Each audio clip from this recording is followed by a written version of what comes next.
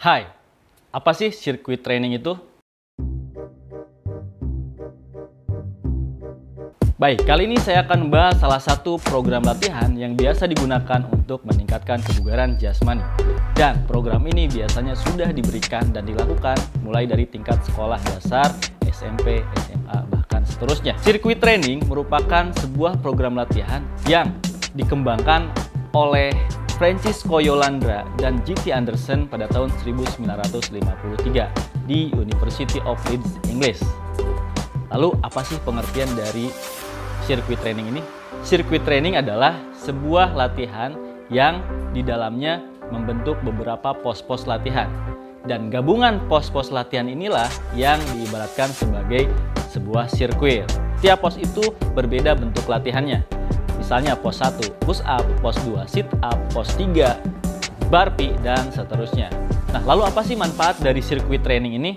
Sirkuit training ini ternyata bermanfaat banget untuk meningkatkan kebugaran jasmani. Seperti contohnya adalah meningkatkan daya tahan kardiovaskular, meningkatkan daya tahan otot, meningkatkan daya tahan kecepatan, meningkatkan daya tahan kelincahan. Kenapa selalu lebih ke daya tahan?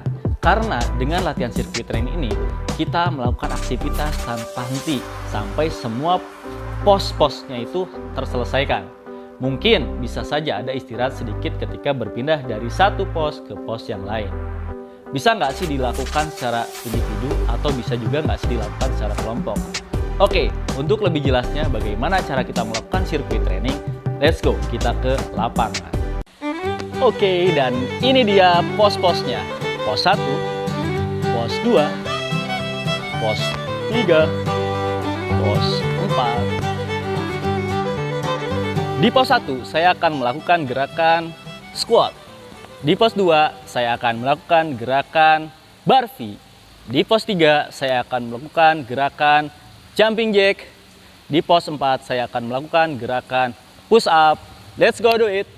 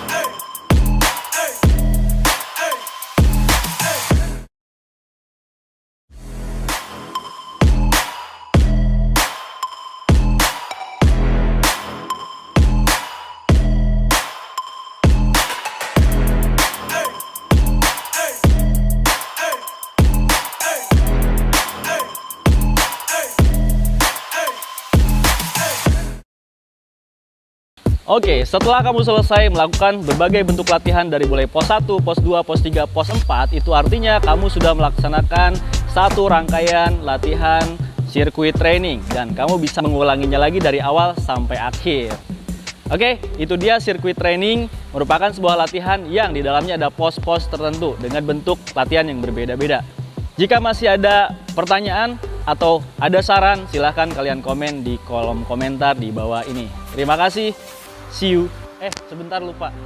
Bisa individu, bisa kelompok ya latihannya. Boleh individu, boleh kelompok.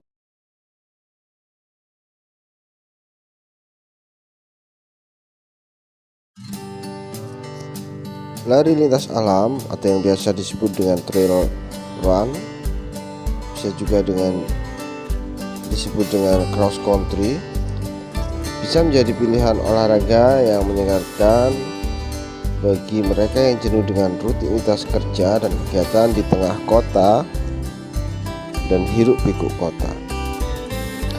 Di jalur lintas alam, mereka tidak berlari melintasi jalanan beraspal, melainkan jalan dengan medan bebatuan tanah, pasir, dan ilalang.